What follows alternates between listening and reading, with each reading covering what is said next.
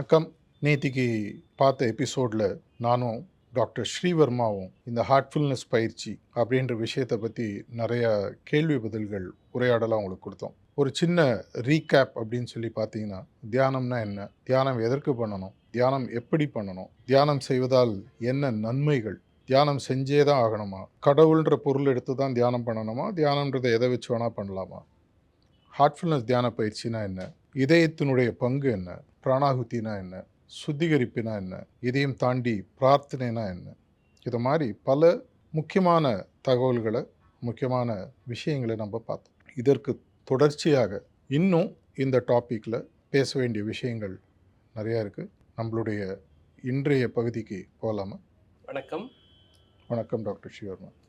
ஆரோக்கியமான வாழ்க்கைக்கு ஆன்மீகம் அடிப்படையாக இருக்கிறதுங்கிறத நம்ம நம்புகிறோம். இந்த ஆன்மீகத்தை தூங்குறதுக்கு ஒரு குருவோட பங்கு என்னவா இருக்கிறது? ஒரு சாதகருக்கும் ஒரு குருவுக்கும் உள்ள தொடர்பை பற்றி சொல்ல முடியுங்களா? கண்டிப்பாக. இப்போது நீங்கள் ஒரு ஊருக்கு போகிறீங்கன்னு வச்சுக்கோங்க. முக்கியமாக நம்ம என்ன பண்ணுவோம்னா, முதல்ல ஹோட்டல் தேடுவோம், ட்ராவல்லாம் தேடுவோம். இது எல்லாத்தையும் மீறி அந்த ஊரில் இறங்கினோன்னா அந்த இடத்த சரியாக பார்க்கணுன்னா, எனக்கு இது ஆச்சு. 1.5 வருஷத்துக்கு முன்னாடி ராஜஸ்தானுக்கு போனேன். ஒரு கோட்டைக்கு போனோம், ஒரு ஃபோர்ட். முதல்ல போனோம், 15 நிமிஷத்தில் வெளியில் வந்துட்டோம். என்ன ஒன்றுமே இல்லையே, இதில் என்ன இருக்குது அப்படின்னு. அப்புறம் ஒரு ஆள் நின்றுட்டு இருந்தார். நான் வந்து ஒரு கைடு, இந்த இடத்த நான் உங்களுக்கு ஃபுல்லாக சுற்றி காட்டுறேன் வாங்க. அதுக்கப்புறம் அந்த இடத்த எங்களுக்கு சுற்றிட்டு வெளியில் வரதுக்கு 3.5 மணி நேரம் ஆச்சு. ஒவ்வொரு இடத்துலையும் அது என்ன, அதனுடைய கதை என்ன, அங்கே என்ன நடந்தது, அதனுடைய சரித்திர பின்னணி என்ன, இதன் மூலமாக நமக்கு என்ன தகவல் அப்படின்ற விஷயத்தை அவர் அழகாக எக்ஸ்பிளைன் பண்ணார். ஆன்மீகமும் கிட்டத்தட்ட அதே மாதிரி தான். நீங்கள் ஒரு டாக்டர், உங்களுக்கு தெரியும். என்னதான் நீங்கள் டாக்டராக இருந்தாலும் உங்களுடைய பல்வலினா இன்னொரு பல் டாக்டர்கிட்ட தான் காமிச்சாகணும். என்னால் கண்ணாடியை பார்த்து பல்லு பிடுங்க முடியாது. இதே தான் ஒரு பார்பருக்கும், இதே தான் எந்த விஷயமாக இருந்தாலும். ஒரு குருன்றவர் முக்கியமாக படிப்புக்கும் சரி, எந்த விஷயத்தை கற்றுக்கிறதுக்கும் சரி, ஒரு எக்ஸ்டர்னல் ப்ராப் இல்லை ஒரு சப்போர்ட் நமக்கு தேவைப்படுது. ஒரு குருன்றவர் சிம்பிளாக சொல்லணும்னா, இப்போ நீங்கள் இமயமலை எவரெஸ்ட்டுக்கு போகிறீங்க. இப்போ ஃபஸ்ட்டு போனது யாருன்னு கேட்டால் எல்லாருமே ஹிலரின்னு சொல்லுவாங்க. ஆனால் அவர் அழைச்சிட்டு போனது பார்த்தீங்கன்னா ஒரு ஷெர்பா. அவருக்கு அந்த இடம் நல்லா தெரியும். அவரால் தான் இவரால் போக முடிஞ்சது. இவர் அழைச்சிட்டு போய் மேலே உட்கார வச்சு, ஏன்னா அவர் ஏற்கனவே பல முறை போயிட்டு வந்தவர். பாதை என்னன்னு தெரியும். பாதையில் எங்கெங்கே பள்ளங்கள் இருக்கும், எங்கெங்கே ஜாகிரதையாக நடக்கணும், எந்தெந்த டேக் டைவர்ஷன் இருக்கும், இது எல்லாத்தையும் பார்க்கக்கூடிய ஒரு நபர், ஏற்கனவே போயிட்டு வந்தவர். இதனால் உங்களுக்கு ஆன்மீகமாக இருந்தாலும் சரி, வாழ்க்கையாக இருந்தாலும் சரி, ஒரு உற்ற துணையாக, ஒரு நண்பராக, ஒரு தாயாக, ஒரு தந்தையாக, ஒரு ஆச்சாரியனாக கூட இருக்கிற ஒரு குரு. என்னுடைய லைஃப்பில் நான் இந்த ஹார்ட்ஃபுல்னஸ் பயிற்சியை ஆரம்பத்துக்கு முன்னாடி 2-3 வேறு மாதிரி பயிற்சியெல்லாம் செஞ்சு பார்த்துருக்கேன். எனக்கு அதில் ஒன்றுமே புரியலை. ஏன்னா சொல்லிக் கொடுக்குறதுக்கு ஒரு ஆசான் இல்லை. இங்கே சொல்லிக் கொடுக்கும்போது எனக்கு அப்பப்போ வரக்கூடிய சந்தேகங்கள், பயிற்சி சார்ந்த கேள்விகளுக்கெல்லாம் அப்பப்போ ஒரு ரெஃபரன்ஸ் பாயிண்ட் ஆகும். நமக்கு வெளியிலேருந்து ஒரு உந்துதல் சக்தியாகவும், தூக்கி விடக்கூடியவராகவும், இல்லை விழும்போது கீழே பிடிக்கக்கூடியவராகவும் இருக்கிற ஒரு சப்போர்ட்டாக நான் அவரை பார்க்குறேன். கண்டிப்பாக இந்த பாதையில் இது தேவைப்படுதுன்றது என்னுடைய கருத்து. குருவுக்கு நம்ம சாஸ்திரம் சொல்கிறது இருளிலிருந்து ஒளிக்கு அழைத்து செல்பவர். ஒரு குருவோட துணையோட நாம் பயிற்சியை செய்யும்போது கூட நமக்கு நிறைய தடைகள் வரதை நிறைய பேர் உணர்கிறோம். இந்த ஆன்மீக பயிற்சியோட முன்னேற்றத்துக்கு என்னென்ன விஷயங்கள் தடையாக இருக்கும்? இந்த தடைகள்லேருந்து நம்ம எளிமையாக எப்படி வெளியே வர முடியும்? ஒரு நல்ல கேள்வி அது. ஆன்மீக பயிற்சியை பொறுத்த வரைக்கும் முதல்ல வரக்கூடிய தடைகள்லாம் உலகம் சார்ந்த, பொருளாதார, லௌகீக வாழ்க்கை சார்ந்த விஷயங்களாக இருக்கும். எனக்கு டைம் இல்லை. ஃபேமஸாக விவேகானந்தர் சொன்ன மாதிரி, முதல்ல சாதம் அப்புறம் வேதம் அப்படின்வாரு. எனக்கு இனி வயிற்றுக்கு போடுறதுக்கே சோறு இல்லை, எங்கேயும் தியானம் பண்ணுறது, எதற்காக நான் கடவுளை தேடணும், இந்த மாதிரி விஷயங்கள் முதல்ல நேத்திக்கிட்ட நம்ம போன செஷனில் பேசணும். இந்த Abraham Maslow, hierarchy of needs, survival needs, இதை பற்றிலாம் பேசணும். அதை தாண்டும்பொழுது தான் ஒரு மனுஷனுக்கு தன்னை மீறிய ஒரு சக்தியை தாண்டி நோக்கி போகணுன்ற ஒரு எண்ணம் வரும். பொருள் சார்ந்த, உணர்வு சார்ந்த விஷயங்கள்லாம் தாண்டி வரும். துவந்தங்கள்னு சொல்லுவாங்க, டுவாலிட்டிஸ். எங்கே நல்லது இருக்கோ அங்கே கெட்டது இருக்கும், எங்கே இருள் இருக்கோ அங்கே வெளிச்சம் இருக்கணும். முதலில் நம்மளுடைய ஆன்மீக பாதையில் இதை ஹார்ட்ஃபுல்னஸ் பயிற்சியில் ஹார்ட் ரீஜன் அப்படின்னு சொல்லுவாங்க. பிண்ட் பிரதேஷ்னு சான்ஸ்கிரிட்டில் சொல்லுவாங்க. இதை தாண்டி நம்ம போறதுக்கு முதல்ல துவந்தங்கள தாண்டி போறக்கூடிய ஒரு தடைகள தாண்டக்கூடிய சக்தி வரும். அங்க தான் முதல் குருநாதருடைய நம்மளுக்கு ஹெல்ப் வருது. அவர் ஒவ்வொரு இடத்துலயும் என்னென்ன தடைகள் வருன்றதுக்கு, அவர் எங்கேயுமே வந்து உங்களுக்கு பொருளாதார ரீதியாகவோ, எந்த விஷயமாகவோ பர்சனலா ஹெல்ப் பண்ண போறதில்ல. எப்பவுமே சொல்லுவாங்க, ஒரு மனிதனுக்கு சாப்பிடுவதற்கு சோற குடுக்கிறத விட, சோறு எப்படி சம்பாதிக்கணுன்ற வழிய சொல்லிக் குடுக்குறது ரொம்ப முக்கியம் அப்படின்னு சொல்லிட்டு. இந்த தடைகளை நம்ப தாங்கக்கூடிய பல வழிகள அவர் அழகா நம்மளுக்கு சொல்லிக் குடுக்குறார், தன்னுடைய பயிற்சியின் மூலமாக. இத தாண்டிட்டு நம்ம அடுத்த இந்த ஹார்ட் ரீஜன், இல்ல இந்த பிண்ட் பிரதேஷ், இல்ல இனிஷியல் பிளாக்ஸ் எல்லாம் தாண்டி போகும்போது, எங்களுடைய குருநாதர் தாஜியும் சரி, சார்ஜி மகாராஜும் சரி, பாபுஜி மகாராஜும் அடிக்கடி சொல்றது, கடைசி வரை வரக்கூடிய ஒரே ஒரு தடைன்னு பார்த்தீங்கன்னா, உங்களுடைய ஐடென்டிட்டி கிரைசிஸ். நான். நமக்கு கடைசி வரைக்கும் இருக்கிறது நான். நான். இப்ப நீங்க யாருன்னு நான் கேட்டா உங்க பேர சொல்வீங்க. இந்த பேர் சார்ந்த குணங்கள சொல்வீங்க. ஆனா நீங்க யாருன்னு உங்களுக்கும் தெரியாது. ஆனா அத சுத்தி ஒரு பிம்பத்த நம்ம உருவாக்கிடுறோம். ஒரு குழந்தையானது 1, 2 வயசு வரைக்கும் அது முழுமையாக தன்னுடைய தாயையோ, பெற்றோர்களையோ நம்பி இருக்கு. 2, 2 1/2 வயசுக்கு மேல அதுக்கு தான் என்ற ஒரு எண்ணம் வருது. அது ஈகோன்னு சொல்லலாம். ஈகோன்றது வந்து ஒரு தவறான வார்த்தை அல்ல. ஈகோன்றது நம்ம நேத்திக்கு அணுசக்திய பத்தி பேசும்போது பார்த்தோம். அதுவும் ஒரு சக்தி. ஆனா அந்த சக்தியே நம்ம முழுசாக எடுத்துட்டு என்னுடைய ஐடென்டிட்டி, என்னுடைய வாழ்க்கை, ஐ அப்படின்னு சொல்லுவாங்க. இதுதான் வந்து ஒரு ஆன்மீக பாதையில் ஒரு மித நிலையை தாண்டி இன்னொரு கடின நிலைக்கு போகும்போது, கடைசி வரைக்கும் வரக்கூடிய ஒரே ஒரு பிரச்சனைன்னு பார்த்தீங்கன்னா, இந்த ஐடென்டிட்டி கிரைசிஸ் அப்படின்னு சொல்றது. இந்த ஐடென்டிட்டி கிரைசிஸ்னா எங்க போனாலும் என்னை இப்போ ஒரு அழகா சொல்லுவாங்க. உலகத்தில 3 பேர் முக்கியமானவர்கள். யாருன்னு கேட்டா, ஐ, மீ, மை செல்ஃப்ன்னுவாங்க. எல்லாமே நான் தான். ஏன்னா உலகத்திலே ரொம்ப முக்கியமான நான். இதுதான் நம்மளுக்கு கடைசி வரைக்கும் நம்பளையும் ஆன்மீகத்தில உள்ள ரொம்ப டீப்பா போகாம தடுக்கக்கூடிய விஷயம்னு பார்த்தீங்கன்னா, என்னதான் நீங்க தண்ணீல கெரசீன போட்டாலும், 2ம் லிக்விடா இருந்தாலும் 2ம் ஒண்ணு சேராது. ஏன்னா டென்சிட்டி வேற. 2த்தினுடைய கெமிக்கல் ப்ராப்பர்ட்டீஸ் வேற. நீங்க கெரசினாகவோ, தண்ணியாகவோ ஒன்றாகணும்னா உங்களுடைய தன்மை அதுவாக மாறணும். அந்த தன்மை வரணும்னு சொன்னா, என்னை இழந்து அவரை நான் ஒத்துக்கொள்ள வேண்டும். இந்த அவர்ன்றது குருவாக இருக்கலாம், கடவுளாகவும் இருக்கலாம். உங்களுக்கு எது தோணுதோ அது உங்களுடைய வசதி. இந்த நானுன்னு சொல்லக்கூடிய ஈகோ, இது வந்து செல்ஃப் எஸ்டீமா அல்லது அகங்காரமா? செல்ஃப் எஸ்டீம்ன்றது உங்களுடைய ஈகோவோட ஒரு ரிஃப்ளெக்ஷன். செல்ஃப் எஸ்டீம் பார்த்தா, வெயிட் போட்டு பார்க்குறதுன்னு சொல்லலாம். என்னுடைய தன்மை என்னன்றத நானே முடிவு செஞ்சு, உலகத்திற்கு நான் இது அப்படின்றத சொல்லக்கூடிய ஒரு தன்மை தான் செல்ஃப் எஸ்டீம். இது அகங்காரம் சொல்றத விட, அகங்காரன்ற வார்த்தை நான் என்ற ஒரு எண்ணம். ம். அதுவும் வந்து தப்புன்னு சொல்ல முடியாது. ஏன்னா நம்ம உலகத்தில சின்ன வயசுலேருந்தே ஈகோனா தப்புன்னு சொல்லிக் குடுத்துட்டாங்க. Kill the ego. ஈகோவ விடு. ஈகோ நீங்க உங்களால கடைசி வரைக்கு அவ்வளோ ஈஸியா விட முடியாது. ரொம்ப கஷ்டம். அத விட்டுட்டீங்கன்னா, நீங்க ஆன்மீக குறிக்கோள அடைஞ்சிட்டீங்க. ஈகோ இல்லாத ஒரே நேரம் நம்ம தூங்கும்போது. ஏன்னா தூங்கிட்டு இருக்கோம். அந்த ப்ராசஸ் நம்மளுக்கு தெரியறதில்ல. இத நம்ப முழுமையாக அது புரியணும்னு சொன்னா, செல்ஃப் எஸ்டீம்ன்றது உலகத்துக்கு நான் காட்டக்கூடிய ஒரு வழி. நான் யார் தெரியுமா? என்னால என்ன சாதிக்க முடியும்? என்ன பற்றிய என்ன சிந்தனைகள் எனக்கு இருக்கு? இதெல்லாம் வந்து வெளி உலகுக்கு தெரியக்கூடியது செல்ஃப் எஸ்டீம். பேஸ்ன்னு பார்த்தீங்கன்னா ஈகோ. அந்த ஈகோவ எப்ப என்னால என்னை மீறிய இந்த நேத்திக்கு நம்ம பேசுவோம், இந்த அண்டத்தில் உள்ளது, இந்த பிண்டத்திலும் உள்ளதுன்னு பேசினோம். இந்த பிண்டமும், அந்த அண்டமும் ஒன்றுன்றது தெரியும்போது, என்னுடைய ஈகோவும், அந்த ஈகோவும் மிக்ஸ் ஆக விட்டுட்டோம்னு சொன்னா, எப்படி மகாபாரதத்தில அர்ஜுன் தன்னுடைய வெற்றிக்கு முழு பொறுப்ப கிருஷ்ணர்ட்ட குடுத்துட்டு, கிருஷ்ணர் சொன்னத மட்டும் செஞ்சானோ, எப்பப்பலாம் தான் ஒண்ணு செய்யணும்னு நெனச்சானோ, அப்பலாம் அவனுக்கு ஒரு செட்பேக் இருந்தது. ஆனா கிருஷ்ணர் சொல்றத ஃபுல்லா செய்யும்போது, அங்க கிருஷ்ணர்ன்றது என்னுடைய ஒரு ஈகோ சரண்டர் ஆன நிலை. மகாபாரதத்திலயும் கிருஷ்ணர் கீதையிலயும் அதான் சரணாகதி தான் ஒரே வழின்னு சொல்றாரு. சரணாகதினா நான் கால்ல விழுறோமா? நம்ம சொத்த அவருக்கு எழுதி குடுக்குறோமா? அதெல்லாம் ஒண்ணும் இல்ல. நான் என்ற எண்ணத்தை விட்டு, நானும் அவரும் ஒன்றுன்ற ஒரு உண்மையான நிலையை அடைதல். இந்த ஜேர்னி தான் இருக்கிறதுக்குள்ள ரொம்ப டஃபஸ்ட் ஜேர்னி ஆன்மீக ஜேர்னிலயே. இப்போ நம்ம ஒரு பள்ளி படிப்புல இருந்து கல்லூரி வரைக்கும் அல்லது நம்மளோட தொழில் வரும்போது கூட, எல்லா இடத்துலயுமே வந்து இந்த செல்ஃப் எஸ்டீம் அல்லது ஈகோ இத சார்ந்து தான் நம்ம இயங்குறோம். நல்லா படிக்கணும், நல்ல மார்க் எடுக்கணும், நல்ல வேலை வாங்கணும், நெறைய சம்பாதிக்கணும், குடும்பத்த பார்த்துக்கணும். Try to prove yourself. Okay. இந்த ட்ரெய்னிங் வந்து தொடர்ந்து வருது நம்ம வாழ்க்கையில. அது 1ஆம் வகுப்புல இருந்து நம்ம கல்யாணமாகி நம்ம லைஃப்ல ஒரு செட்டில் ஆகிறது வரைக்கும் சொசைட்டி இப்படியே ஆப்ரேட் ஆகுது. ஓகே. அதில் வந்து நம்ம ஆன்மீகம்னு சொல்லிட்டு இந்த தடைன்னு சொல்லக்கூடியது இன்னைக்கு பார்க்கும்போது ஒரு சராசரி இயல்பா இருக்கிறது.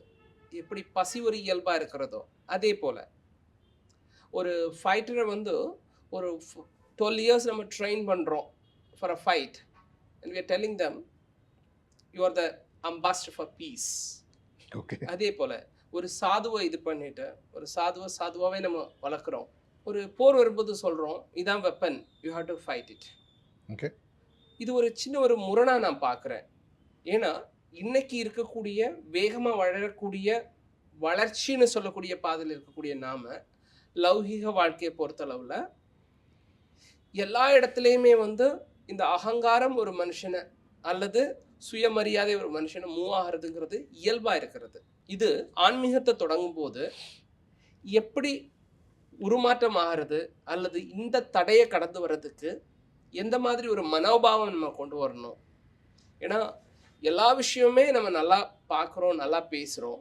ஆனால் நமக்கு உள்ளே பார்க்கும்போது நம்ம எல்லாருக்குமே தெரியறது நான் சொல்லக்கூடிய ஒரு சுயம் அவ்வளோ ஒரு கடினத்தன்மையாக இருக்கிறது.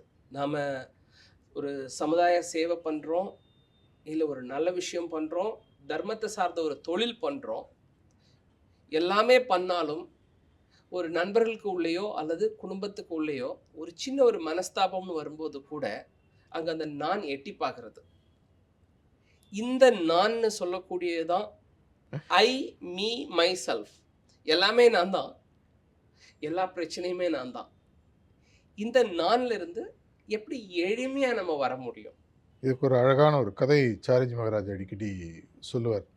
ஒரு முறை ஒரு நம்மளை மாதிரி ஒரு சீக்கர் தேடுபவர் ஒரு ஒரு பெரிய குருநாதரை பற்றி கதை கேள்விப்பட்டு, இவர்கிட்ட போனால் எல்லா பிரச்சனையும் சால்வ் ஆகிடும். குருநாதர் வீட்டுக்கு போகிறாரு. குருநாதர் வீட்டுக்குள்ளே இருக்கார், கதவு பூட்டியிருக்கு. இவர் வந்து கதவை தட்டுறார். யாருப்பா நீ? நான் வந்திருக்கேன் அப்படின்னு சொல்கிறார். நீ திரும்பி போயிட்டு நான் செத்தோனவா அப்படின்றார். அந்த ஆள் போய்ட்றாரு, புரியல. திரும்பி 2 வாரம் கழிச்சு வர்றாரு, கதவை தட்டுறாரு. யாருப்பா? நான் வந்திருக்கேன், நான் செத்தோனவா நீ போ.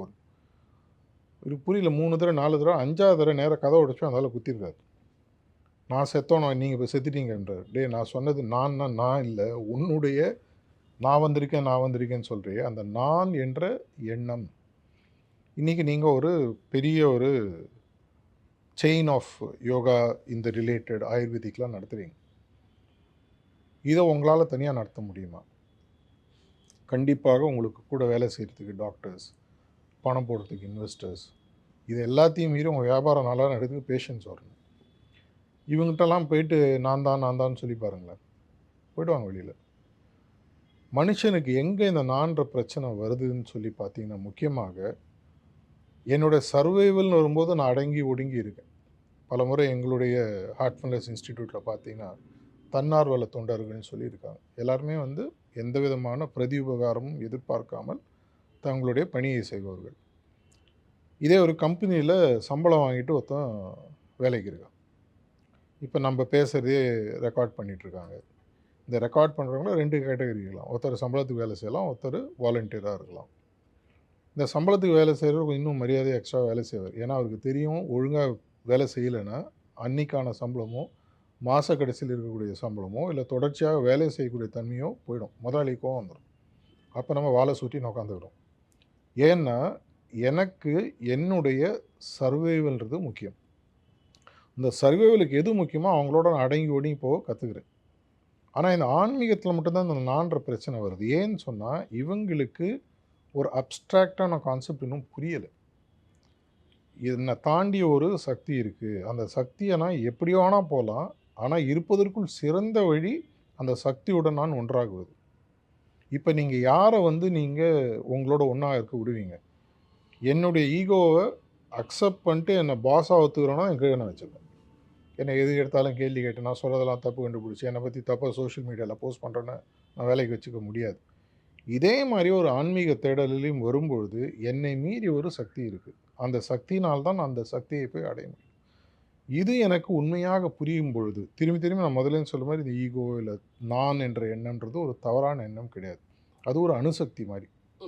ஈகோ என்னால் இப்போ ஒரு கிளாஸை என் கையில் கொடுத்து அது பிடிச்சிக்க முடியும்னா பிடிச்சிக்க முடியும்னு சொல்கிறது என்னோட ego. You can hold it. So I hold. என்னால் முடியாது, என் கையில் ஒரு 50 கிலோ வெயிட்டை விட்டு முடியாது விட்டுருவேன். ஏன்னா எனக்கு ஈகோ சொல்லுது இது ரொம்ப வெயிட்டு விட்டுரு. ஸோ முடியும் முடியாது இரண்டுத்தையும் சொல்லுவது என்னோட ஈகோ. ஈகோ இல்லைன்னா நம்மலாம் வந்து வெறும் ஒரு வெஜிடபிளாக தான் வாழ்க்கையை நடத்தும். எனக்கும் ஒரு தரையில் இருக்கக்கூடிய ஒரு இனானிமேட் ஆப்ஜெக்ட்டுக்கும் வித்தியாசம் இல்லாமல் போயிடும். அப்படின்னா உண்மையான புத்திசாலி, நேற்றுக்கு நம்ம போன எபிசோடில் பேசினோம், ஒரு உண்மையான புத்திசாலின்றவன் யார், எஃபெக்ட் எதுன்றது தெரிஞ்சு அதை காசேட் பண்ணுறவன், விளைவு எது என்பதை நிர்ணயித்து அதை உருவாக்குவன் உண்மையான புத்திசாலி. நான் வெற்றி பெற வேண்டுமா, நாம் வெற்றி பெற வேண்டுமா, இந்த உலகம் வெற்றி பெற வேண்டுமா, நான் என்னுடைய ஆன்மீக குறிக்கோளை நோக்கி நான் போகணுமா அப்படின்றது புரிய ஆரம்பிக்கும் போது எனக்கு மெதுவாக மெதுவாக மெதுவாக தலையை குனிந்து ஹியூமிலிட்டின்ற ஒரு முக்கியமான கேரக்டர் வர ஆரம்பிக்குது. ஆன்மீக முன்னேற்றத்துக்கு ரொம்ப ரொம்ப முக்கியமான விஷயம் ஹியூமிலிட்டி. இப்போ நம்ம ரெக்கார்ட் பண்ணி பேசுகிறோன்னா யாரோ ரெக்கார்ட் பண்ணுறாங்க, அதை எடிட் பண்ணுறாங்க, ஒரு சேனலில் போடுறாங்க, சங்கரா டிவியில் காட்டுறாங்க, அது நடக்குது. எல்லாமே ஒரு கூட்டு முயற்சி. இதை போன்று எல்லா ஆன்மாக்களும் ஒன்றாக சேர்ந்து தான் உலகத்தில் இருக்கக்கூடிய பல விஷயங்களை சால்வ் பண்ண முடியும். ஆன்மீகத்தில் வந்து எங்களுடைய பாபுஜி மகாராஜ் அடிக்கடி சொல்கிறது, ஒரு பிணத்திற்கு ட்ரெஸ்ஸு பண்ணும்போது நீ எப்படி ஒரு அந்த கடைசியில் பணி செய்யக்கூடிய ஆள்கிட்ட இருக்கோ அதே மாதிரி இது அப்படின்னு. Be like a dead man இந்த ஹேண்ட்ஸ் ஆஃப் அ ட்ரெஸ்ஸர் அப்படின்னு சொல்லுவார். அதை மாதிரி உங்களால் ஆக முடியும்னா எனக்கு இருப்பதற்குள் உயரிய பதவி கிடைக்கும். அங்கேயும் நம்ம நேத்திக்கு இந்த போன செஷனில் பேசும்போது சொன்னோம், என்னுடைய எண்ணத்தை உபயோகித்து என்னுடைய எண்ணத்தை நான் கண்ட்ரோல் எடுத்துக்கிறேன். எப்படி அந்த கரியை உபயோகிக்கிறது க்ளீன் பண்ணுறதுக்கு கெரசின் யூஸ் பண்ணுறோமோ, நான் என்ற எண்ணத்தை வைத்து நான் என்ற எண்ணத்தை என்னை விட உயரிய சக்திக்கு கொடுக்கறது தான் ஆன்மீகம். இப்போ சொல்லுங்க, நீங்க யார்? தெரியாது. உண்மையாக சொன்னால் தெரியாது. இதை தான் 1920களில் திருவண்ணாமலையில் ஒருத்தர் இந்த கேள்வியை தேட ஆரம்பித்தார். உலகத்துக்கே ரொம்ப பாப்புலரான ஆள் ரமண மகரிஷின்னு சொல்லுவாங்க. சாரிஜி மகாராஜ்கிட்ட இந்த கேள்வி நான் ஒரு 25 வருஷத்துக்கு முன்னாடி கேட்டேன். நான் யாருன்ற கேள்வி பற்றி நீங்கள் என்ன நினைக்கிறீங்கன்றார். அவர் சொன்னார், பிரகாஷ், நான் யாருன்ற கேள்வியை விட நான் என்னவாக ஆக வேண்டும்ன்ற கேள்வி தானே முக்கியம் அப்படின்னு சொன்னார். நான் இன்றைக்கி ஒரு கொசு, ஒரு ஆன்மா, ஒரு உடலில் இருக்கக்கூடிய ஒரு ஜீவன், ஏதோ ஒன்று. நான் என்னவாக ஆக வேண்டியும் அப்சல்யூட் பொட்டென்ஷியல். திரும்பி மேஸ்லோஸ் தியரின்னு பாருங்கள், செல்ஃப் ஆக்சுவலைசேஷன். என்னோடய உண்மையான பொட்டென்ஷியல் என்ன? நம்ம எல்லாருமே கடவுளின் பிரதிபிம்பங்களாக இந்த உலகத்தில் பிறந்தோன்னா எல்லாருமே கடவுள் மாதிரி ஆக முடியும். எந்த வீட்டிலேருந்து நான் வெளியில் வந்தேனோ அந்த வீட்டுக்கு உள்ளே போகிறதுக்கு அவர் வேணான்னு சொல்ல மாட்டேன், நான் தான் வெளியில் வந்தேன். இது எனக்கு புரிஞ்செடுத்தேன்னா இதே இந்த ஈகோவானது எனக்கு இப்போ நான் யாருன்ற கேள்வி எனக்கு முக்கியமே இல்லை. நான் என்னவா ஆக வேண்டியும் என் மனசில் நான் தெளிவாக இருக்கேன். ஆன்மீகத்தில் வரும்போது நம்ம ஏற்கனவே பேசின மாதிரி ஒவ்வொருத்தருக்கும் ஒரு குறிக்கோளாக வரும். சில பேர் வந்து மன சாந்திக்காக வராங்க, சில பேர் மகிழ்ச்சிக்காக வராங்க, சில பேர் அமைதிக்காக வராங்க, சில பேர் பரம்பொருளை அடைய வேண்டும் வராங்க, சில பேர் நான் ரிசர்ச்சில் கண்டுபிடிக்கணும், என்னுடைய எண்ணங்களை நான் சரியாக உபயோகிக்க வேண்டும் அப்படின்ற ஒரு கேள்வியை உள்ள வச்சு பதில் வாங்கிறதுக்கு வராங்க. ஸோ ஒவ்வொருத்தரும் ஒவ்வொரு மாதிரி. என்னுடைய குறிக்கோள் நான் யார் என்பதை விட நான் எதுவாக ஆக வேண்டும் என்பதில் நான் 30 வருஷத்துக்கு முன்னாடி எனக்கு தெளிவு வந்துடுச்சு. எப்போ நான் இந்த சிஸ்டமில் 92ல் சேர்ந்தனோ ஒரு முதல்ல கொஞ்சம் புரியலை, அதுக்கப்புறம் எனக்கு தெளிவாக புரிய ஆரம்பிச்சு. அப்படின்னா நான் எதுவாக ஆக வேண்டுமோ அதற்கு தேவையான அனைத்து உதவிகளையும் வைக்கலாம் நான் வாங்கிக்கணும்.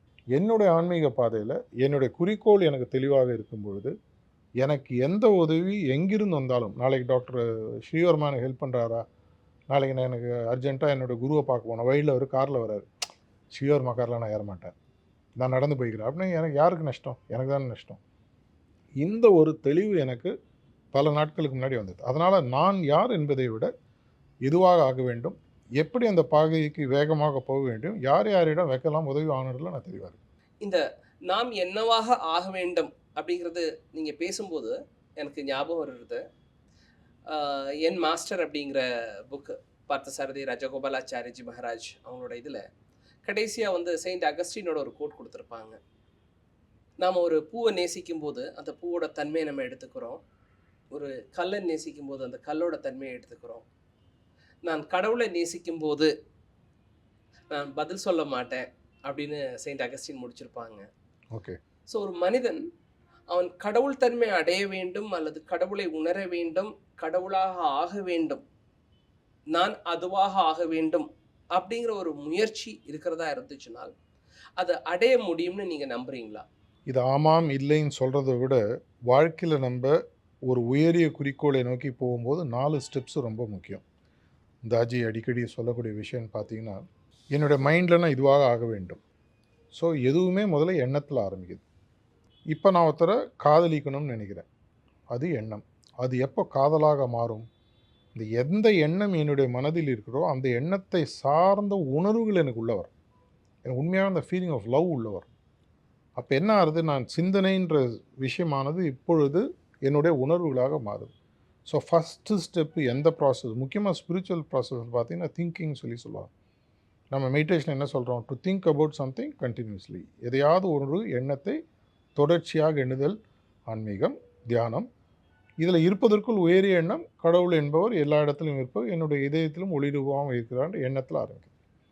எண்ணத்திலே ஆரம்பிச்சா பிரயோஜனம் இல்ல. கொஞ்ச நாள் கழிச்சு அவருடைய பிரகாசமானது, அவருடைய உணர்வானது எனக்கு உணர்வு உருவாக ஆரம்பிக்குது. கடவுள் தன்மைகள் எனக்கு புரிய ஆரம்பிக்குது. என் மனசுல இருக்கக்கூடிய கோவங்கள் விலக ஆரம்பிச்சு, கம்பேஷன் வருது, மெர்சி வருது, அன்பு வருது. இதுக்கப்புறம் எனக்கு அடுத்த ஸ்டெப் தோணுது. இதெல்லாம் ஆயிடுச்சே, அவர மாரியே நான் ஆயிட்டா? பணக்காரனா கூட இருக்கிறத விட பணக்காரனே நான் ஆயிட்டேனே அப்படின்றது. அப்படின்னா நான் என்ன நெக்ஸ்ட் ஸ்டெப் பண்ணணும்? அத மாரி ஐ ஹேவ் டு பிகம். அதை போன்று நான் ஆக வேண்டும். எண்ணம், உணர்வு, 3வது அதை போன்று ஆக வேண்டும்னா என்ன பண்ணணும்? எந்த ஆப்ஜெக்ட்டை நோக்கி நான் தியானம் செய்கிறேனோ, அந்த ஆப்ஜெக்ட்ல இருக்கிற எல்லா கேரக்டரிஸ்டிக்ஸும் என்கிட்ட வரணும்.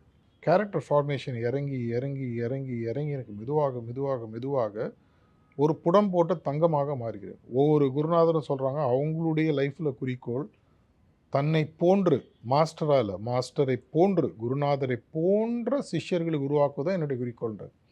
பாபுஜி மகாராஜ் தன்னுடைய புத்தகத்தில் எழுதுறார், என்னுடைய வாழ்க்கையில் 200 250 பேரை நான் அது மாதிரி ஆக்கியிருக்கேன்.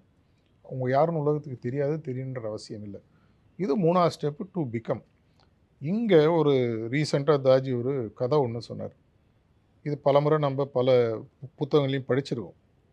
முதல்ல வந்து ராதை, கிருஷ்ணர் இவங்களுடைய அன்பானது உலகத்துக்கு தெரியும். காதல்ன்ற வார்த்தையோட அன்பு, பக்தின்னு சொல்லி சொல்லலாம். அவங்க கிருஷ்ணரை பற்றி யோசிச்சுட்டே இருக்காங்க. பேசிட்டே கிருஷ்ணா, கிருஷ்ணா, கிருஷ்ணா, கிருஷ்ணான்னு சொல்லிகிட்டே இருக்காங்க.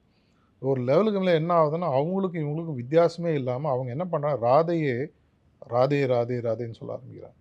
ஏன்னா இவங்களுக்கு அவங்களுக்கு வித்தியாசம் இல்லாத நிலைமை. அதுதான் 4வது ஸ்டெப், பீயிங். எந்த ஒரு பொருளை நான் நேசித்து எண்ணத்தின் மூலமாக முதலில் தியானம் செய்ய ஆரம்பித்து, அதை உணர்வாக மாற்றி, அந்த உணர்வு செயலாக மாற்றி, அந்த தியான பொருளை என்னுடைய வாழ்வாக நான் மாற்றுகிறேனோ, ஃபைனலாக அந்த பொருளாகவே நான் மாறிடுறேன். இல்லைனா ஒரு நல்ல ஒரு சுவாரஸ்யமான விஷயம் தமிழில் சொல்லுவாங்க, கண்டவர் சொன்னதில்லை, சொன்னவர் கண்டதில்லைன்னுவாங்க. கண்டவர் விண்டிலர், விண்டவர் விண்டவர் கண்டிலை, கண்டிலர் சொன்னவர் கண்டதில்லை. பார்த்தவன் சொல்ல மாட்டான், சொன்னவன் பார்க்கும். அந்த ஸ்டேஜுக்கு வரவங்களுக்கு அது ஆயிட்டோன்னு அவங்களுக்கு தெரியாது. எப்படி ஒரு வயிற்றிற்குள் கர்ப்பப்பைக்குள் இருக்கக்கூடிய குழந்தைக்கு தான் கர்ப்பப்பையில் இருக்கோன்றது தெரியாதோ, வெளியில் வந்து குழந்தை வளர்ந்ததுக்கப்புறம் நான் அங்கே இருந்தேன்னு தெரியும். செப்பரேஷன் வந்துடுது. உள்ளே இருக்கிற குழந்தை கர்ப்பப்பையில் இருக்கும் தெரியுமா? தெரியாது. அந்த நிலையை அடைந்தவர்களுக்கு அந்த நிலையை அடைந்துட்டோன்றது கடைசி வரைக்கும் தெரியாது. இந்த ஸ்டெப்ஸை நம்ம கரெக்டாக ஃபாலோ பண்ணோன்ற பொழுது, எந்த குறிக்கோளை நான் எடுத்தாலும், அது நீங்கள் இதே ஸ்டெப்ஸ் ஆன்மீகத்துக்கு மட்டும் இல்லை, லௌகீகத்துக்கும் யூஸ் பண்ணலாம். நான் ஒரு பெரிய ஆக்டர் ஆகணும். பல பெரிய பெரிய ஆக்ட்ரஸ் கதையெல்லாம் நம்ம படிக்கும்போது தெருவில் இருப்பாங்க. சான்ஸ் கேட்டு அலைவாங்க. அந்த எண்ணமாகவே இருப்பாங்க. ஆக்டராகவே வாழ்க்கையை வாழ்வாங்க. கடைசியில் பார்த்தா பெரிய ஆக்டர் ஆகிடுவாங்க. கிட்டத்தட்ட அதே மாதிரி ஒரு பாதை தான் ஆன்மீக பாதை. நீ எதுவாக இருந்தாயோ அதிலிருந்து எதுவாக மாற வேண்டும் என்று விரும்புகிறாயோ அதை அடைவதற்கான ஒரு பயிற்சி முறைகள் நம்ம ஆன்மீகமா எடுத்துக்கலாம். இந்த 4 ஸ்டெப்ஸ். 4 ஸ்டெப்ஸ். இதுக்கும் நம்ம யோக பாதையில ஞான யோகம், பக்தி யோகம், கர்ம யோகம், ராஜயோகம்னு நம்ம கத்துக்கிறோம். யோகான்னு சொல்றதே வந்து இணைதல். யுஜ்னு சொல்றது யுஜ்யதே அனேனி இது யோகா. ஒன்று இன்னொன்றோடு இணைவது, அல்லது ஜீவாத்மன் பரமாத்மனோடு இணைவது, அல்லது ஜீவாத்மன்னு சொல்லக்கூடியதே வந்து உடம்பு, மனசு, ஆத்மாவா இருக்கிறது. உடம்பு மனசோட இணைகிறது, மனசு ஆத்மாவோட இணைகிறது. இந்த உடம்பு, மனசு, ஆத்மா இந்த 3ம் இணைந்து தான் ஒரு ஜீவாத்மான்னு உணர்ந்ததுக்கு அப்புறம் எது பரமாத்மாங்கிற தேடலோட அந்த பரமாத்மாவோட இணையறதுக்கான பயிற்சி முறைகளை நம்ம யோகான்னு எடுத்துக்கிறோம். இதில் ஞான யோகம், பக்தி யோகம், கர்ம யோகம், ராஜயோகம் இந்த ஞான யோகம் தானே அடிப்படையா இருக்கிறது. ஞான யோகம்னு சொல்லக்கூடிய அந்த அறிவு, அறிவு சார்ந்த கேள்விகள், அந்த கேள்விகள் நமக்கு கொடுக்கக்கூடிய தெளிவு. இந்த ஞான யோகத்த பத்தி ஹார்ட்ஃபுல்னஸ்ல இருந்து நாம அடிப்படை சித்தாந்தமா என்ன விஷயங்கள் நம்ம சொல்லிக் கொடுக்குறோம்? நான் இருக்கேன்றது தெரியணும். என்னை தாண்டிய சக்தி ஒண்ணு இருக்குன்னு தெரியணும்.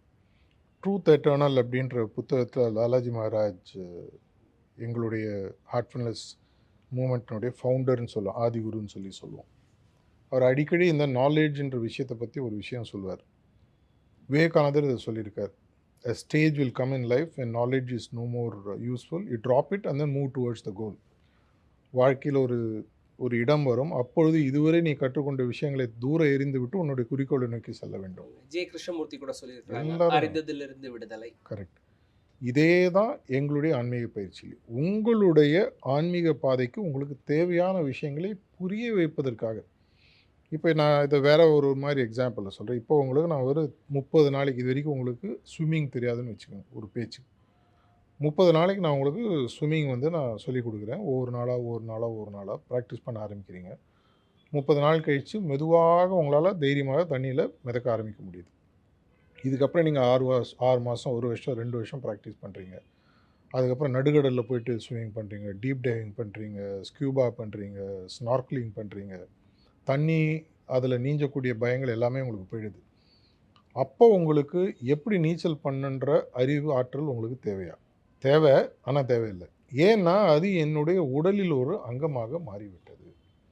இதுக்கு வந்து it has become second nature அப்படின்னு சொல்லுவாங்க. கிரிக்கெட் விளையாட்டில் பெரிய பெரிய பேட்ஸ்மேனோடையெல்லாம் எனக்கு பழகக்கூடியெல்லாம் வாய்ப்பு கிடைச்சது. ஒரு பெரிய இன்டர்நேஷ்னல் பேட்ஸ்மேன் சொல்லக்கூடிய ஃபேமஸ் கொட்டேஷன், என்னுடைய பேட்டு என்னுடைய கைக்கும் வித்தியாசமே கிடையாது, ரெண்டும் ஒன்று. ஏன்னா அவர் பேட் எடுத்தார்னா பேட்டும் கையும் ஒன்றாயிடும். அவருடைய எக்ஸ்டென்ஷன். உங்களுடைய இந்த ஆன்மீக சிந்தனைன்றது உங்களுடைய ஒரு சுவாசமாக மாறிவிடும். இப்போ பிராணாயம்ன்றது முதல்ல சொல்லிக் கொடுக்குறவங்களுக்கு தான் அது பிராணாயம். அதுக்கப்புறம் நீங்கள் அதை விட ப்ராக்டிஸ் பண்ணுவீங்க. ஒரு நிமிஷத்துக்கு 2 முறை மூச்சு விடுறது, 3 முறை மூச்சு விடுறது, ஆவரேஜாக 20 செகண்ட்ஸ் இது மாதிரிலாம் சொல்கிறாங்க. அது பழகினதுக்கப்புறம் உங்களுக்கு வந்து அதை பற்றி யாரும் சொல்லன்ற அப்போ வந்து என்னென்னா அந்த நாலேஜ் வந்து முடிஞ்சு போச்சு. அடுத்தது இப்போ சின்ன வயசில் மீனாட்சியின் சமைத்து பார் புத்தகத்தை பார்த்து எப்படி ரெசிபின்னு கண்டுபிடிச்சி நான் சமைப்பேன். 2 வருஷம் 3 வருஷம் டெய்லி ரெசிபி புக்கு பார்க்கணுன்றது இல்லையா? இப்போ நீங்கள் பல கேள்விகள் கேட்குறீங்க. நான் ஒன்றும் கையில் புக்கு வச்சு பதில் சொல்ல. நீங்கள் கேள்வி நீங்கள் ஆட்டோமேட்டிக்காக கேட்குறீங்க. எதனாலும் இதில் நம்மள்ட்ட உள்ள ஏற்கனவே இருக்குது. அந்த இடம் வரும்போது அந்த நாலேஜ் ஆட்டோமேட்டிக்காக எக்ஸ்பீரியன்ஸாக மாறிடுது. எந்த நாலேஜ் எக்ஸ்பீரியன்ஸாக மாறிடுதோ அப்போ அந்த நாலேஜ் நம்மளை விட்டு ஆட்டோமேட்டிக்காக போயிடுது. எப்படி 2ஆம் கிளாஸ் போகும்போது 1ஆம் கிளாஸ் நம்ம மறந்துடுறோமோ, எப்படி 3ஆம் கிளாஸ் வரும்போது 2ஆம் கிளாஸ் மறந்துடுறோமோ, ஒரு ஸ்டேஜுக்கு வரும்பொழுது எனக்கு என்ன பண்ணணும்னு தெரியும். யாராவது ஒருத்தர் கேட்கும் பொழுது அது ஆட்டோமேட்டிக்காக நம்மளுடைய ஆழ்நிலை மனதிலிருந்து அந்த கேள்விக்கான பதில் வரும். அந்த அளவுக்கு தான் நாலேஜுடைய தேவைன்னு லாலாஜி மகாராஜ் சொல்கிறார்.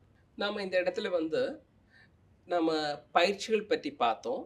தியானம்னா என்ன, சுத்திகரிப்புனா என்ன, பிரார்த்தனைனா என்னன்னு பார்த்தோம். இதை தொடர்ந்து பயிற்சி பண்ணும்போது இந்த 10 நியமங்களை பற்றி நான் படிச்சிருக்கிறேன். இந்த 10 நியமங்கள் முதல் நியமங்கள்ல இருந்து நம்ம ஸ்டார்ட் பண்ணலாமா? கண்டிப்பாக பண்ணலாம். கொஞ்சம் அதை பற்றி கொஞ்சம் விளக்கமாக சொல்லுங்களேன். ஒவ்வொரு நியமங்களாக நம்ம போகிறதுக்கு முன்னாடி மேபி அது கொஞ்சம் அட்வான்ஸ்டாக இருக்கும். நீங்கள் பேசிக்காக கேட்டிங்கன்னா நம்மளுடைய 3 ப்ராக்டிஸ், கோர் ப்ராக்டிஸ். அடிக்கடி சாரஜி மகாராஜ் கிண்டலாக சொல்வார், கடைசி வரைக்கும் ஞாபகம் வச்சுக்க வேண்டிய 3 எழுத்து எம்சிபி அப்படின்வார். M for meditation, C for cleaning, P for prayer. இது தெரிஞ்செடுத்துனா மற்ற எல்லாமே பெரிஃபரல். இப்போது 10 நியமங்களோ இல்லை மற்ற விஷயங்களோ எல்லாமே வந்து பார்த்திங்கன்னா நம்மளுடைய ஆன்மீக பாதையில், முக்கியமாக ஹார்ட்ஃபுல்னஸ் ஆன்மீக பாதையில் மட்டும்தான் தன்மை மாற்றம் அப்படின்ற ஒரு விஷயத்தை ரொம்ப முக்கியமாக பேசுகிறோம். Character formation. கேரக்டர் ஃபார்மேஷன் சொன்னாலே எல்லாருக்கும் ஒரு கோவம், ஆனால் எனக்கு கேரக்டர் இல்லையா? ஸோ அதை தாண்டி நாங்கள் சொல்லுவோம் கேரக்டர் டிரான்ஸ்ஃபர்மேஷன் சொல்லுவோம். இந்த கேரக்டர் டிரான்ஸ்ஃபர்மேஷன்லேருந்து பார்த்தீங்கன்னா மெட்டாமார்ஃபசிஸ்ன்னு சொல்லுவாங்க. எப்படி வந்து ஒரு ஷெல்லுலேருந்து அந்த பட்டாம்பூச்சி முதல்ல பூச்சியாக வெளியில் வந்து புழுவாக வந்து அதற்கப்புறம் அது பட்டாம்பூச்சியாக மாறுகிறதோ, ஒரு சாதாரணமாக இருக்கக்கூடிய ஒரு மனிதனானவன் தன்னுடைய தெய்வத்தன்மையை உணர்ந்து உலகத்தில் இருக்கக்கூடிய அனைத்து தெய்வத்தன்மைகளும் எங்கிட்டையும் இருக்குது, அந்த தன்மை எனக்கு அடைய வேண்டும்ன்ற எண்ணம் வந்து அதை அவன் தியானத்தின் மூலமாகவும் சுத்திகரிப்பின் மூலமாகவும் பிரார்த்தனை மூலமாகவும் போகிறானோ, அப்போ அவனுக்கு முக்கியமாக வரக்கூடிய விஷயங்கள் பார்த்தீங்கன்னா, கடவுள் தன்மைகள், கடவுள் தன்மைகள்னு சொல்லக்கூடிய விஷயம் என்கிட்ட வரணும். அப்படின்னா நான் என்ன பண்ணணும்? எனக்கு முக்கியமாக தெரிய வேண்டிய விஷயம் இதுதான் வந்து அஷ்டாங்க யோகாலயும் யமா நியமான்னு சொல்லி சொல்றாங்க. எதை செய்யக்கூடாது, எதை செய்ய வேண்டும். 10 நியமங்களும் என்னுடைய குறிக்கோளை நோக்கி நான் போகும்போது, கடவுள் தன்மையை அடைய வேண்டும் என்ற குறிக்கோளை நோக்கி போகும்பொழுது, வெறும் பிராக்டிஸ் இல்லாம சில குணாதிசயங்கள் சார்ந்த விஷயங்களாக மாற ஆரம்பிக்கும். இன்ஃபேக்ட் ஹார்ட்ஃபுல்னஸ் பயிற்சின்றது இந்த தியானம், சுத்திகரிப்பு, பிரார்த்தனைன்றது பேசிக் பிராக்டிஸ். ஃபைனலா இருக்கக்கூடிய என்னுடைய எவல்யூஷனரி ப்ராசஸ். இந்த எவல்யூஷனரி ப்ராசஸ்க்கு தேவைகள் தான் அந்த 10 நியமங்கள். என்னுடைய உலகம் அப்படின்னு எனக்கு ஒன்று இருக்குது, வெளி உலகம்னு ஒன்று இருக்குது. இதை தான் வந்து கீதையில் வந்து கிருஷ்ணர் அழகாக சொல்கிறாரு, தர்மா ஸ்வதர்மான்னு சொல்லி சொல்கிறார்.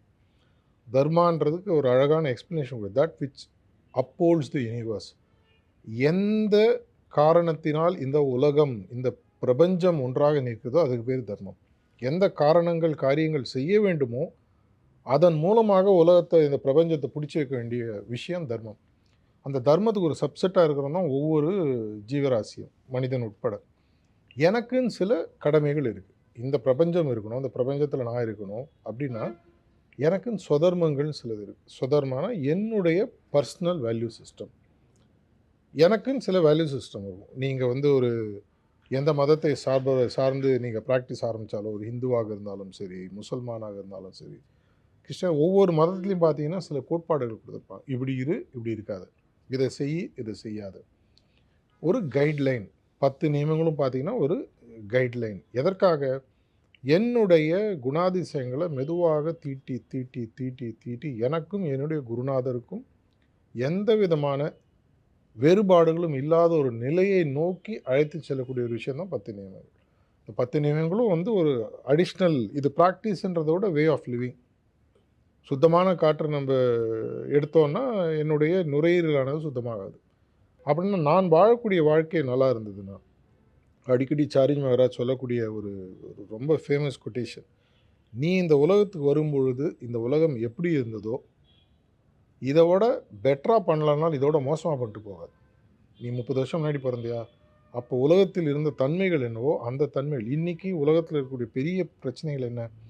மக்கள் மெதுவாக மெதுவாக லௌகீகம் சார்ந்த வாழ்க்கையை பற்றி மட்டுமே யோசித்து, இந்த லௌகீகம் சார்ந்த வாழ்க்கைக்காக நான் எதை வேணால் காம்ப்ரமைஸ் பண்ணலாம், என்ன வேணால் பண்ணலாம். அதாவது the end will justify the மீன்ஸ்ன்ற ஒரு ஸ்டேஜுக்கு மனுஷன் வந்துட்டான். இதனால தான் இன்றைக்கி பார்த்தீங்கன்னா உலகத்தில் நடக்கக்கூடிய போர்கள். இன்றைக்கி நம்ம பேசும்போதே வந்து இன்னும் 10 நாளில் வேர்ல்டு வார் 3 ஆரம்பிக்கணும் யாரோ ஒருத்தர் சொல்லி விட்ருக்காரு. இஷ்டத்துக்கு அவங்க ப்ரெடிக்ட் பண்ணிகிட்ருக்காங்க. இந்தியா வந்து நியூக்ளியர் வாரெட்ஸை எக்யூப் பண்ண ஆரம்பிச்சிட்டாங்க. நேற்று ஒரு நியூஸ் வருது. இதேமாரி சைனா ரெடி பண்ண ஆரம்பிச்சு. இதெல்லாம் எதை காட்டுகிறது? நான் உயிர் வாழணும், என்னை சார்ந்த சில பேர் உயிர் வாழணும், இதற்காக நான் எதை வேணால் காவு கொடுக்கலாம், எதை வேணால் வெட்டலாம், எதை வேணால் சாய்க்கலாம். இப்படி இருக்கும்போது நம்ம என்ன ஆகுது? எப்படி ஒரு கவி காளிதாஸ் ஒரு மரத்தில் உட்காந்து அந்த கிளைக்கு இந்த பக்கம் உட்காந்து கிளையை ஒட்டி தானும் கீழே விழுந்தானோ, இது மாதிரி மனிதனானவன் மெதுவாக தன்னை அழித்து கொண்டு தான் நன்றாக வாழ்வதாக நினைத்து போயிட்டே இருக்கான். இதை புரிய வைப்பது வெறும் தியானமும் வெறும் சுத்திகரிப்பும் வெறும் பிரார்த்தனையும் செஞ்சால் மட்டும் ஆன்மீகவாதியாக மாறிட முடியும்? கண்டிப்பாக முடியாது. ஒரு லைஃபுக்குன்னு ஒரு ஒரு யூசர் மேனுவல் வேணும். நம்மளுக்கு பிறந்ததுலேருந்து இது வரைக்கும் கொடுக்காத ஒரு விஷயம். வாழ்க்கை எப்படி வாழணும் யாரும் யூசர் மேனுவல் கொடுக்கல. நம்ம வந்து இஷ்டத்துக்கு நம்மளே ஒரு மேனுவல் டெவலப் பண்ணிக்கிறோம், இஷ்டத்துக்கு வாழ்ந்துட்டு போகிறோம். இப்படி வாழ்ந்தால் இது நடக்கும். ஆன்மீக வாழ்க்கைன்றது ஒரு ப்ரெடிக்டபிள் லைஃப்பை உருவாக்கக்கூடிய ஒரு விஷயம். இதெல்லாம் செஞ்சிங்கன்னா இதெல்லாம் நடக்கும். நேர்மறை விஷயங்கள் நேர்மறை விளைவுகளை கொடுக்கும், எதிர்மறை விஷயங்கள் எதிர்மறை விளைவுகளை கொடுக்கும். இது நமக்கு புரிய ஆரம்பிக்கும் பொழுது, இந்த தன்மை மாற்றம் என்கிட்ட வரும்பொழுது நானும் வாழறேன், மற்றவங்களையும் என்னால் வாழ விட முடியுது. Be in peace, let others be in peace. இது ஒரு பிகினிங் ஸ்டேஜ். இதையும் தாண்டி போகக்கூடிய பல விஷயங்கள் தான் 10 நியமங்கள் மற்றும் பல விஷயங்கள். தாஜி எடுத்திங்கன்னா ஏஇஐஓயுன்னு சொல்கிறாரு. Chariji Maharaj love all whom he லவ்ஸ்ன்னு சொல்லி சொல்கிறாரு. தாஜி ஒரு இடத்துல என்ன சொல்கிறாரு? லவ் ஆல் ஹர்ட்னு சொல்லி சொல்கிறாரு. எல்லாமே என்ன பார்த்தீங்கன்னா வேல்யூ சிஸ்டம். நான் நிம்மதியாக இருக்கேன், நான் நிம்மதியாக வாழறதுக்கு உங்கள் நிம்மதியை நான் கெடுக்கிறேன்ற அவசியம் இல்லை. நம்ம 2 பேரும் நிம்மதியாக சேர்ந்து வாழும்பொழுது இந்த உலகத்தை இப்போ இருக்கிறதோட எல்லாரும் ஸ்டாண்டர்டாக சொல்கிற பஞ்ச் டயலாக் பார்த்தீங்கன்னா, let's leave, let's make the world a better place. எல்லோரும் சொல்கிறது. அதை செய்யக்கூடிய உண்மையான ஒரு ஒரு வாழ்க்கை முறையை சொல்லி கொடுக்குறது ஹார்ட்ஃபுல்னஸ் மூமெண்ட்டோ இல்லை இந்த 10 நியமங்களோ. இந்த ஹார்ட்ஃபுல்னஸ் பயிற்சியில நம்மளோட மெடிடேஷன், கிளீனிங், ப்ரேயர் இத வந்து நான் கர்மயோகமா பார்க்குறேன். உங்களோட பயிற்சி. ஏன்னா, உங்கள மேம்படுத்தினா தான் நீங்க உங்க ஃபேமிலிய மேம்படுத்த முடியும். உங்களோட சமுதாயத்த மேம்படுத்த முடியும். நாட்ட மேம்படுத்த முடியும். அப்போ உங்கள நல்லாக்கிக்கிறதுக்கான ஒரு கர்மாவ நீங்க பண்றீங்க. இந்த இடத்துல இந்த கர்மா முக்கியமா இருக்கிறதா?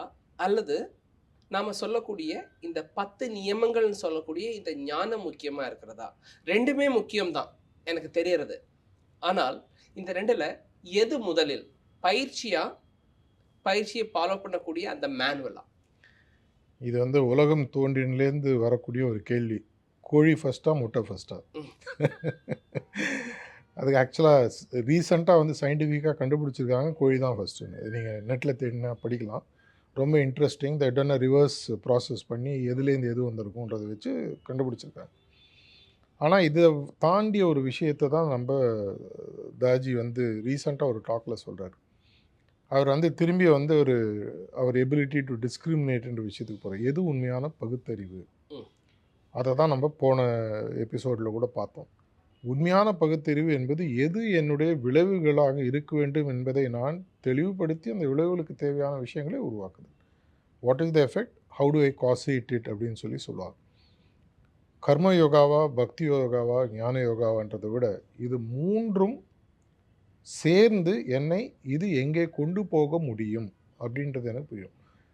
சார்ஜி மகாராஜ் அடிக்கடி உண்மையான கர்ம யோகின்றவன் யாரு? தன்னுடைய குறிக்கோள் எதுன்றதை தெரிஞ்சு அந்த குறிக்கோள் சார்ந்த விஷயங்களை மட்டும் செய்பவன் கர்ம யோகின்றார். நம்ம நிறைய பேர் கன்ஃபியூஸ் பண்ணிக்கிறோம். Day to day office work பண்ணுறது கர்ம யோகன்றோம்.